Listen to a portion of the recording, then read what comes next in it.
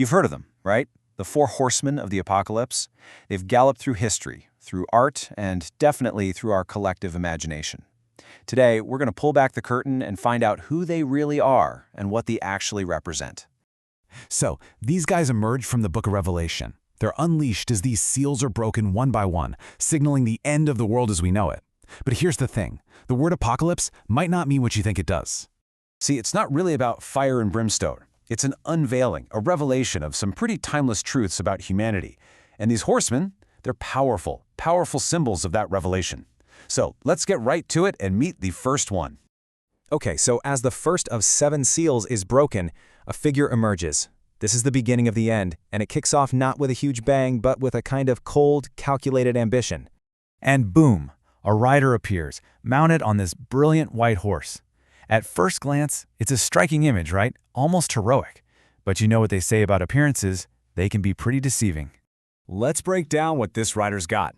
A bow, a weapon of distance, and a crown, which is a pretty clear symbol of victory. His mission is simple and singular: to conquer. He represents that relentless drive for power and empire, and he's the very first domino to fall in a long chain of catastrophe. Well, wherever Conquest rides, conflict is never too far behind, is it? The whole tone shifts here, dramatically, from that cool ambition to just outright raw aggression. The second horse is a fiery red. I mean, that color just screams violence and bloodshed. There is absolutely no mistaking what this rider brings to the party. Now, the key thing here is this rider's power. He is literally given the authority to take peace from the earth. And his symbol? It's not a bow for conquering from a distance. Oh no, he gets a great sword for up-close, brutal combat. His arrival signals not just war between nations, but civil strife. We're talking neighbor turning against neighbor.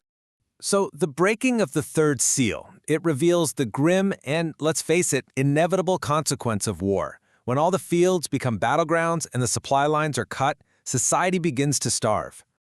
The next horse to appear is black. It's a color we instantly associate with mourning, with dread, and with the deep, hollow emptiness of starvation. And look what this rider is holding, a pair of scales. This is all about the careful, desperate rationing of food. A voice proclaims the price, a full day's pay for just a single quart of wheat. That signals a total economic collapse. This isn't just about being hungry. It's about a world where survival itself has become a luxury most people can't afford. And so, here we are, the fourth and final horseman. This is the culmination of all the horrors that have come before. With this one, there's no negotiation, no escape, there is only the end.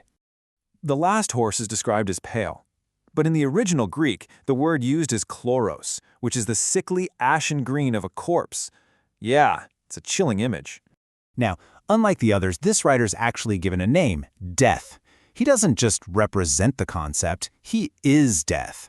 He's here to reap what the other 3 have sown, taking lives through war, through famine, and through pestilence. He is the final, undisputed victor in this whole grim procession. And he's the only rider with a companion. It's this absolutely terrifying final detail, isn't it? It signifies that this isn't just the end of life, but maybe the beginning of whatever comes next. So what are we supposed to make of this parade of destruction?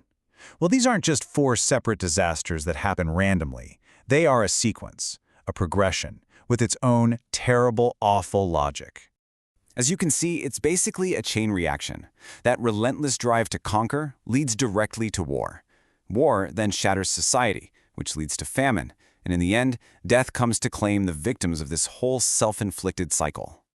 And all of that leaves us with a final, really provocative thought. Do we see these riders as just figures from some distant supernatural prophecy?